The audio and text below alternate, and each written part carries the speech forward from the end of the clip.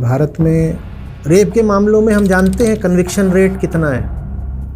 हम ये भी जानते हैं कि जिन जगहों पर रेप सबसे ज़्यादा है उन्हीं जगहों पर रेप की रिपोर्टिंग सबसे कम भी होती है। नियम कायदों का उतना पहरा भी नहीं है।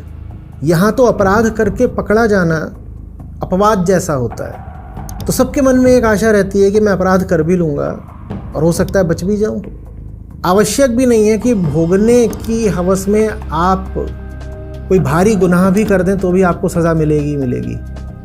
हम कानूनी अधिकार दें महिलाओं को, बहुत ज़रूरी है। जिन भी संस्थाओं में वो काम कर रही हैं वहाँ उनके काम करने के लिए एक सुरक्षित माहौल हो, ये भी बहुत ज़रूरी है। लेकिन फिर कह रहा हूँ, मुझे डर है कि आप उन्हें कानूनी अधिकार दे दीजिए, आर्थिक अधिकार दे दीजिए, उनकी वर्क प्लेस पर एक सिक्योर्ड इन्वायरमेंट क्रिएट कर दीजिए, उसके बाद भी जिसको आपने भेड़िया बना दिया है ना, वो तो शिकार की ताक में ही रहेगा। और जैसे आप चतुराई से अपना सिस्टम मजबूत करते जाओगे महिलाओं की रक्षा के लिए, वैसे वैसे भेड़िया भी अपनी चतुराई से सिस्टम को तोड़ने के तरीके निकालता जाएगा और बीच बीच में इस तरह के विस्फोट होते रहेंगे।